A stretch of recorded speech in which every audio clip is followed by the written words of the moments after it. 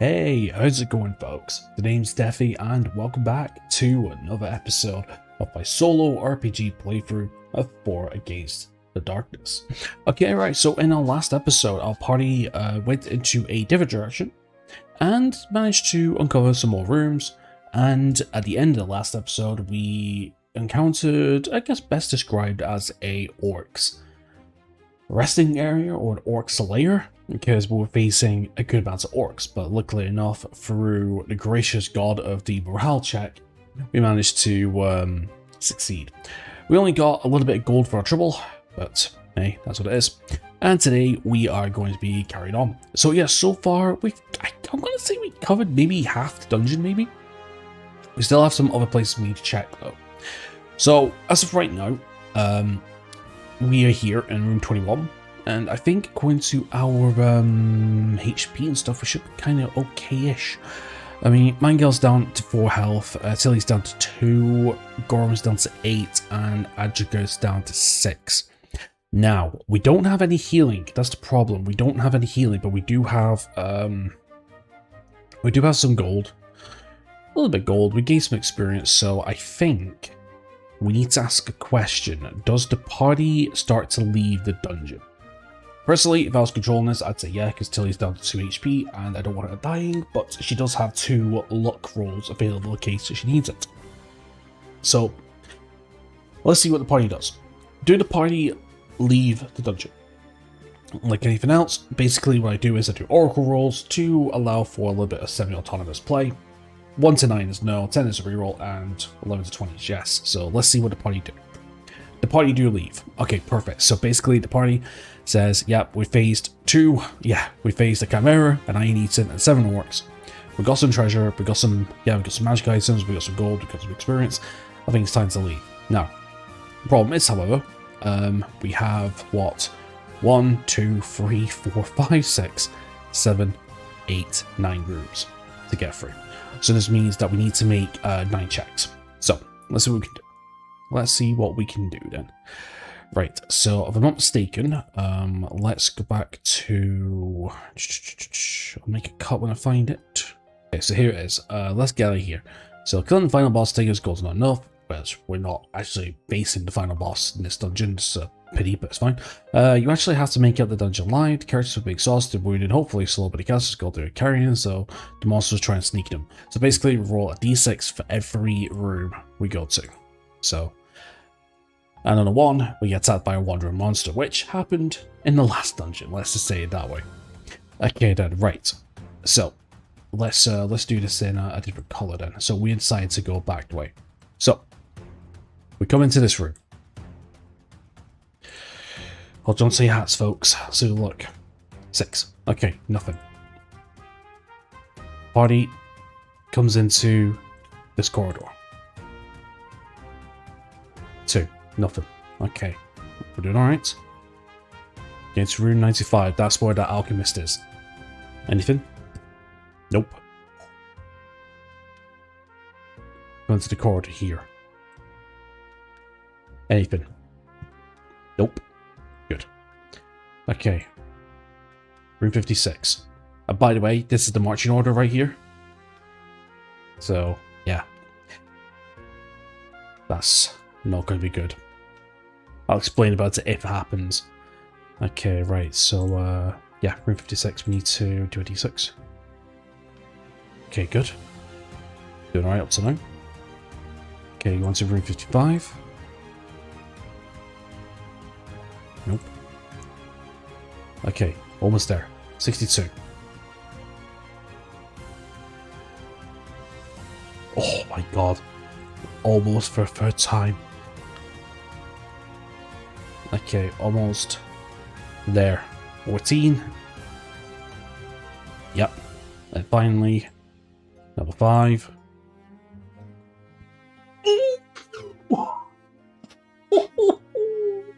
I knew it.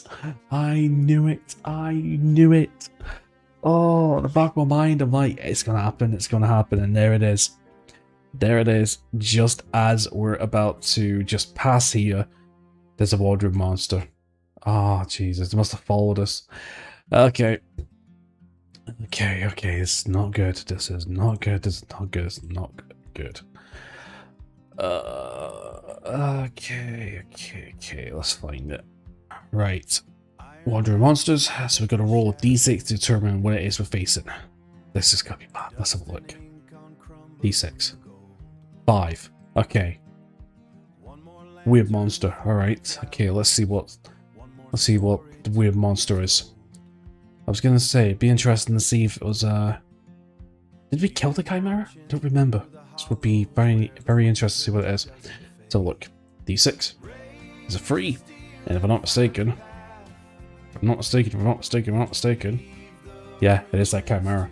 Now I actually can't remember if we killed that chimera or we I can't remember if we killed that chimera or we ran away. I actually don't remember. Maybe it did run away. I think so. But this is bad. So, the chimera has followed us. It could be the same chimera we fought in Route 31, or it could be a same of the pack. I don't know. What would you call a group of chimeras? A pack of chimeras? A herd of chimeras? Could be a pack mate, let's say. So obviously it must have heard fighting number 1, or it could be the same one, I don't know, but basically the party is here and the chimera comes behind and attacks us. Now, this is extremely bad because we are in a corridor formation. This means that Tilly and Mangel are on the 4th. Sorry, they're in the back row, like so. And the chimera's going to attack us. Oh, sugar. Yeah. Sorry, I meant to showcase. Yeah, so basically, Tilly and Mangala are in the back row, meaning that they're the ones that's going to be up front. This is not good. This is not good. Now, also as well, when it comes to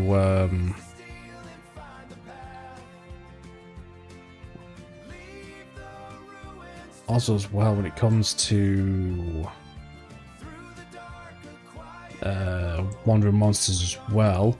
Yeah, wandering monsters sneak on the party and automatically attack first on the first turn of combat. Characters may not use their shield bonus on the first defense roll against wandering monsters. If you're in a corridor, the wandering monsters will attack 2 rearmost characters. If you're in a room, there's enough wandering monsters to attack all characters will be attacked by at least one monster. Extra attacks going against 80 creature types first, and then characters, blah blah blah blah, and then yeah. And morale checks as well, so let's get it set up. Okay then. So the chimera comes up behind them. Tilly and Mangel hears the growling and the pounce coming from behind them. They turn around. Gorham and Hadriga, who's focusing on the front, realize it's too late to turn back. So now they're stuck in the corridor and now they can't move. Let's see what happens. Okay, so first of all, we need to roll. Okay, so on every turn of the chimera's turns, roll a d6. Well, saying that, I don't think. Saying that though, I don't think it did much anyway. Okay, right. So first of all, let's roll a d6 to determine what it does.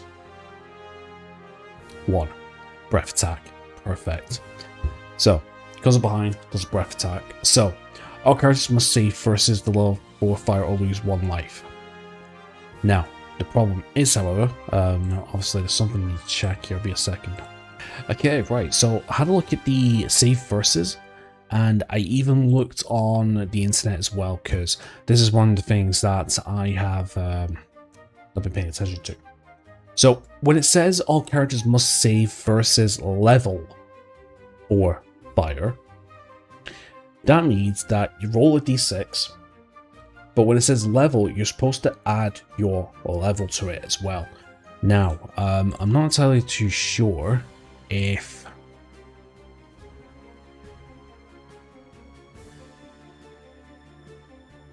Yeah, so I'm having a look at the, I'm having a look at the dice code. So it says D6 plus L, so roll a die and add to character's level.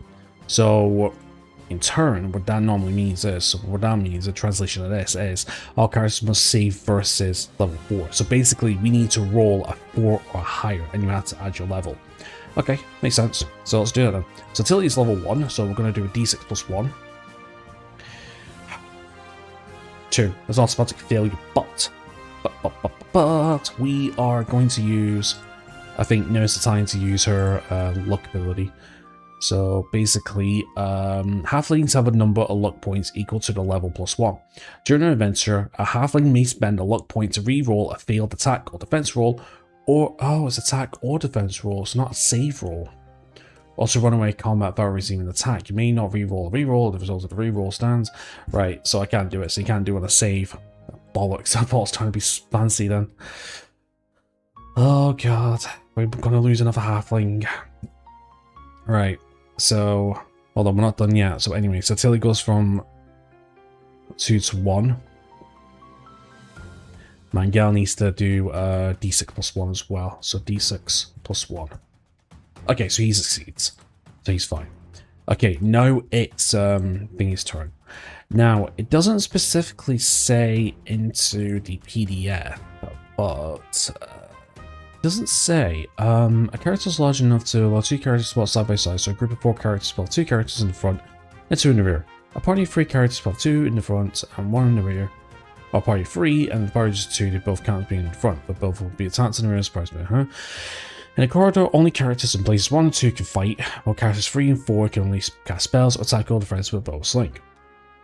String applies to monsters when you count a group of monsters in a corridor, only 2 of them may be able to attack your monster. Now, it doesn't specifically say, but hold on. 2 monsters will attack from a single character will be attacked by 2 monsters. Dragon's Breath will hit all characters, and 100 monsters will sneak up to party in the rear. Characters to surprise do not get their first attack. Oh, they do not get their defense spells from the shield. That's fine because he just did a thingy attack. Right. Well, in that case, then there's one thing I'm going to say, and I'm only going to do this just because it kind of makes sense in my opinion.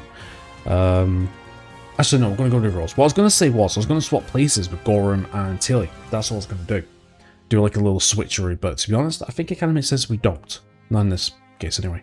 Right, so now he's the breath attack. Now it's our turn to attack. So first of all, Tilly. So Tilly is a -D1. Actually, no, Tilly's got a sling on, ain't she? She has. So she's going to have to switch. So right, so Tilly's going to use her action, switch from the sling to the bollock mace. So she's got a melee weapon. Now Mangel's going to make a swing. So Mangel is a d6 +1. d6 +1. That's an automatic failure. So that's that. So he's buggered that up. Okay, right. So d6 on the Chimera. 5. Okay, so it doesn't do it. Right. So 3 attacks. So it's going to do 1 on Tilly. So Tilly needs to do a d6. It's a standard d6 to make sure she can survive, otherwise she's down. So let's do a d6. Just. Oh my god, Tilly. Okay, second attack onto Mangel. He's a d6 +2. He succeeds. And then a d2 for the final attack. Tilly again. Oh my god, okay. Just dodging, bro. Dodging. Jesus Christ. Okay, right, so back to Tilly for her attack. So now she's got a bollock mace, so it's a d6 -1, needs to hit a 5. Okay, that's a miss. Mangel, d6 +1. That's another failure. God damn it. Okay, Chimera breath attack. Nope, no Chimera breath attack. Tilly, it's a d6.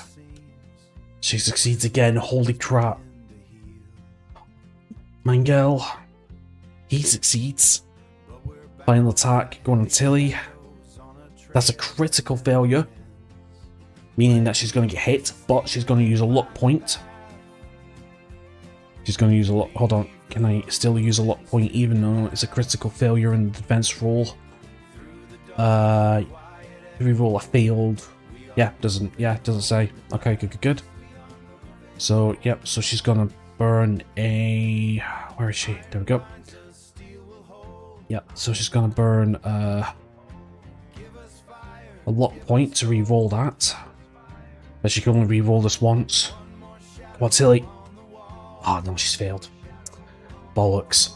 Yeah, so unfortunately, Tilly, even though she was being very, very, very agile, she gets swiped Unfortunately, she gets done. Damn it. And just like that, she falls. So if that's the case then, Tilly falls. Yeah, Tilly falls. And Gorham, because there's a free space, he comes forward.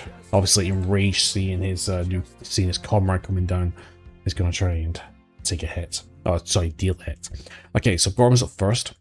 So, okay, so basically, Gorham is a d6 plus 2. That's fine. Right, let's do a d6 plus 2. We need to hit a 5. So it does. It's a crit. Oh my god, it's a crit. And it's a crit. That means he can roll again. That means he can roll again. Beautiful. Okay, let's do another one. d6 plus 2. Okay, just a standard hit this time. That's good. So it's down to 4 health. Mangel, let's go d6 plus 1 for him. That's a critical failure. Okay, Chimera's breath attack. That's a 3, so he's doing standard attack. Okay, Gorham is a plus 2. So d6 plus 2 succeeds. Mangel, d6 plus 2. He fails? He fails, yep. Mangel gets a swipe. So he's down from 4 to 3. Oh my god. And then we've got the randomizer for the last 2. Okay, Gorham's getting attacked, so that's a d6 plus 2. To which he succeeds. Perfect. Okay, back to Gorham's attack. That's a miss. d6 plus 1 for Mangel. That's a automatic miss. Holy shit. Breath attack. Yep, we got a breath attack this time. We got a breath attack this time. Oh my god. We have to beat a 4. Okay, so that's going to be a d6. Plus 1 for Mangel for his level. He needs to beat a 4. He beats it. Gorham, that's a d6 plus 2. Which he fails. Damn it. So, Mangel gets a... So basically Mangel managed to use his buckler and block the shield. Gorham not as agile, he takes a hit, so he's down to 7. Okay then, okay, this is getting really big, you know. Okay, d6 plus 2 for Gorham's attack. That's an automatic miss. Oh my god. Mangel for d6 plus 1. That is a miss as well. Okay, d6 on the breath attack. Yep, we've got another breath attack. Fuck. Okay, d6 plus 2 for Gorham's save. Yep, he automatically saves. Good. Mangel. Yep, he succeeds. Good. Okay, so obviously they're reaching up the shields and blocking it. Right, d6 plus 2 on Gorham's attack. That's an automatic hit. Perfect. And now it's down to 3. Oh no, we need 2.5 because it's less than 5 for the morale check, innit? Yeah, because it's half. But we'll do it in a second. We need one more hit. Yeah. So let's do d6 plus 2 from Gorham again for the explosive 6. That's another explosive 6. Holy spit. Now it's back to there. And then that becomes 4. And then that becomes 3 because everything goes down 1. Okay, now it needs to make a morale check. So let's do a d6. On a 1, 2, 3 it goes. On a 4, 5, 6 it stays. It goes. Okay, so obviously Chimera took a beating. Decides to call it quits and either runs this way, or back into the dungeon. And from there, as the bleeding Chimera runs away, Gorham, I think Tilly comes, picks up Tilly's dead body, I suppose. Gorham and Mangel are on guard duty and they leave the dungeon. They leave the dungeon, and unfortunately, we lost our third party member. Yep, we lost our third party member. Damn it. Lost our third party member. Billy Bramblefoot. Oh boy. Oh boy, oh boy, oh boy, oh boy, oh boy. That's tough. That is very fucking tough. Yeah. But because we defeated the Chimera, we get an XP roll, so I think it's only safe to say we give it to Mangel, I think, just so we can keep everybody leveled. So let's do a d6. On a 1 he fails, on a 2 and above he gets it. Oh! Just my luck. He doesn't get it, he stays at level 1. Oh my... Oh my god, 4 Gates of Darkness, dude. This game. We were fine until we got to the end. And the Chimera bloody... Do you know what? That's almost story worthy, that isn't it? Yeah, so Mangel stays at level 1, but at least we've got Gorm Adger at level 2. That's brilliant. Okay then, right, well, unfortunately, that is the end for Tilly. Right, so obviously they get back to town. And, yeah. So, here's what we're gonna do. So, they get back to town. Now, there's something we need to check. Actually, that is actually a good point. Can we do it? Let's have a look. Let's go to buying equipment. No, resurrection is 1,000 gold pieces, so we can't do it. That's completely fine. That's completely fine. Right, so they get back to town. They go straight to the, which I'm going to say, straight to the morgue. And they organise a funeral for Tilly. And the town that the adventurers are coming to for these dungeons or whatnot, they all come together, and Tilly gets buried with the other two halflings that came from the first party. Adger and I'm gonna say that at this point, Adger and Mangel, they talk to Gorm about the other two halflings that joined the party. I can imagine Adger and Mangel were getting flashbacks to the first dungeon when they lost their male halfling. Probably, unfortunately, I can't remember the name of him. I know how bad's that, eh? And obviously, Gorm's like, oh my god, you know. So it's the curse of the halflings. it's the curse of the halflings, and I actually remembered to use my luck points this time. Still, it's what it is. Okay, so after that, I guess they take a sack and the equipment, I suppose. So we've got a bullet mace and we got a sling. So let's do some questions. So let's do some questions. So regarding the equipment, does anyone keep the bullet mace? 17 to do. Okay, let's do a D3, see who's finding out. Okay, Gorm takes the diabolic mace for some reason, even though he's already got a crushing weapon. So I'll remember that. Okay, so I'm just gonna write some notes here. Okay, so okay, so he takes the bullet mace. Okay. Does he sell the bullet mace? No. He decides to keep it. Okay, so yeah, he keeps it. So it probably feels bad that Tilly, you know, obviously feels bad, but ends up keeping it. In fact, you know what? I actually had a little bit of an idea, actually, to further help. Do you know what I might do? I might incorporate a 2-weapon fighting rule for the light hand weapons, actually. Because there isn't anything like that in this game. Like, there's no, like, extra attacks or anything as far as I'm aware. No, I don't think there is there? You make one attack and that's it, I think. Unless in the extended edition or the supplements, I think they're called. You know, the modules, extra modules for this game system introduces extra attacks. In fact, you know what? Let me have a quick look. I want to check something here. Let me just check the fighter class quickly, though the warrior class. No, it doesn't say. No. I thought, I actually thought that they would introduce an extra attack mechanic. Do you know what? I think I'll do that. I think what I'll do is, I think I'll introduce the 2-weapon fighting rule from Dungeons and Dragons, where basically in Dungeons and Dragons, if you have 2 weapons, well, I don't know in other editions, but I know in 5th edition, if you have 2 weapons with a light property, you can make an offhand attack, basically. So I think I might do that. But instead of a -1 attack modifier, I might go for a -2 instead. Or I might go for a -1 for the main one, and then a -2 for the second one. just to make it a little bit more balanced. Or I could just go -1, -1. I'll think about it. Let me think about it. It might be an idea. But only if we have 2 light time weapons. That's basically it. Okay, so he decides to keep the bullet mace, maybe just as a memento or so. That's fine.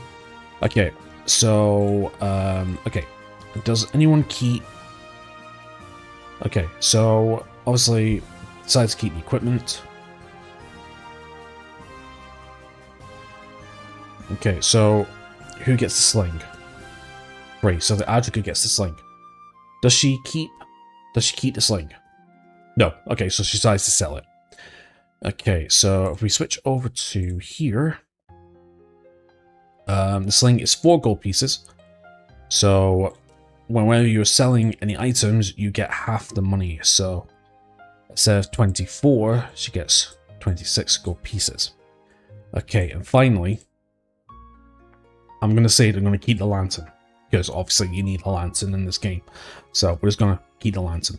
Okay, right. So now comes the main part. Okay, so I'm going to put this back on. Right. Gorham has 16 gold pieces.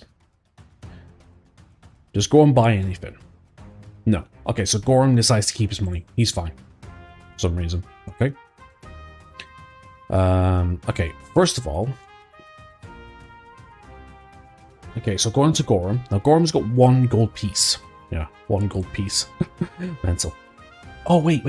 Yes, right. We, Wait. I'm a donkey. Because, Tilly had 10 gold pieces, didn't she? So I'm going to say she splits that. I'm going to say the party split that, so no. So Mango's got 19 gold, pardon me. I need to write that. Yeah, he's got 19 gold because he decided to split the gold. That's fine. So he's got 19 gold. Totally forgot about that. Okay. That's fine. Okay, so Goran's got 1 gold piece. But he also has a slashing hand weapon. So, the question is, does he keep the slashing hand weapon? The magic slashing hand weapon, by the way. 19. He does. Okay, so he has to keep it. We will identify what it is in between episodes. Because he probably goes to an appraiser, or an inspector, or a magic item shop, or whatever. Asks, you know, what kind of weapon this is. They'll look at it, and they'll give him the answer at the beginning of the new episode. Okay, so Goran doesn't do anything. Can you buy anything for 1 gold piece? No, he can't. Can you buy a bandage? Dude. Okay, and Adrika's got 26 gold pieces. So the question is, does Adrika buy anything? 14. Hallelujah, she does. Okay, so she's got a choice between. So let's see, she's got 26 gold pieces. So it's a choice between a bandage, a bow, another hand weapon, holy water, another lantern, light armor, light hand weapon. She can't afford push to healing, can't afford a resurrection ritual, she can afford a rope, got a shield, got a sling. She can afford a shield, sling, and a 2-handed weapon. Okay, so that's going to be 1, 2, 3, 4, 5, 6, 7, 8, 9, 10. Right, let's split this up. Because I was going to say we could just buy like a... Oh wait, no, she's got the one to sleep, hasn't she? Yes, she has got the one to sleep. And because she can't use the one to sleep, because you need a wizard. Actually, that's a good question. Does she keep the one to sleep? That's important before we do anything. Okay, she does. Okay, she keeps the one to sleep. Good. Obviously realizes it's a rare item. She might give it to the right person. We'll see. Right. Let's just roll. See what it is she gets. So 1, 2, 3, 4, 5, 6, 7, 8, 9. Okay. A D9. What's she buying? 5. Okay, so she's buying 1, 2, 3, 4, 5. Okay, so she's buying a rope. So a rope, let's see what rope does. So this may be necessary to tie up a defeated monster. Okay, so she's going to buy a rope. So she's down to 21 gold pieces. So I'll write that here, rope. Okay, so she's buying a rope. Okay, does she buy anything else? She does. Okay, let's do another D9. She's down to 21 now. 5. Okay, there's another rope, apparently. What we're going to do with this rope, I have no idea. So that's another 5 gold pieces, so she's down to 16. Should buy anything else? No. Okay, so she buys 2 ropes. Interesting. Very, very interesting. So yeah, that's that then. Okay, right, so the only person to buy things is Adriga, obviously 2 rope. For some reason. Don't know why. I mean, that might come in handy, I don't know, I'm not keen. It's maybe necessary to tie up a defeated monster. I'll look into that. I'll look into that, see what that's used for. I mean, there might actually be some homebrew stuff we could do. Maybe, like, for example, like there might be a little bit of a room or something, or a corridor that's like got a hole in the floor or something and need a rope to catch over it. Yeah, like for example with pitfalls. Yeah, we could use a rope just to automatically pass that if we wanted to, in exchange for using it. I'll have to think about that. Okay, now here comes the $1 million question. The $1 million question. The new party member. So, we have a choice of 8 characters. The warrior, cleric, rogue, wizard, barbarian, elf, dwarf, halfling. So that's 1, 2, 3, 4, 5, 6, 7. Wait, is that right? 1, 2, 3, 4, 5, 6, 7, 8. Pardon me, 8. Okay, let's see who our new party member is. The 8. Sake. Everybody count with me. 1, 2, 3, 4, 5, 6, 7, 8. Wow, another halfling. Another bloody halfling. Jesus Lord, another halfling. Sure. Okay, right. First things first, let's do 2d6 gold.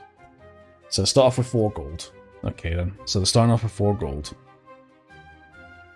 And we need to decide what light hand weapon to have. So a D1, so on a 1 it's slashing, on a 2 bludgeoning. Slashing. Okay, so it's a slashing light hand weapon. Right. Cool then. Cool. Okay then, right. So that's going to do it for today's episode then. Right, so in between episodes I will rearrange the inventory. Yeah, I've written a bunch of stuff here, but I will update the equipment, I'll update the gold and stuff like that. I'll make the new party member, introduce the new party member, and we'll I'll randomize or create a magic slash hand weapon. Just a reminder that it's a +1 to attack rolls, this weapon, so basically we were doing a +3 if Gorman decides to use it. But there might be some enemies that are immune to slashing damage, so we probably can't use it, so we'll just have to see what happens. So 2 dungeons down, 3 heroes downer, I suppose, but the survivors carry on for the next one. So yeah, so Adriga, so we got Mangle Drakewood, still a level 1 dwarf. We got Goran Thundercrown, a level 2 barbarian, and Adriga Cavebrand. Cavebrand? Yeah, Cavebrand, sorry. A level 2 dwarf. So far, so good. Yeah. Interesting. Very interesting. That's like funny enough, that's like 2 dungeons with like 2 themes or 2 stories now. Or a story each, you know what I mean? Like, the first one was like an undead crypt sort of thing, being run by a crypt, Chaos Lord. And then the second one is, you know, orcs and a chimera, and that chimera came back for revenge, and revenge it got, I would say. But it's still there, so who knows? Right, so anyway, my friends, that's going to be it for today's episode, so thank you very much for watching. Please leave a like and subscribe if you want to join the adventure, and apart from that, enjoy the rest of your awesome day, and hope to see you next time. Take care.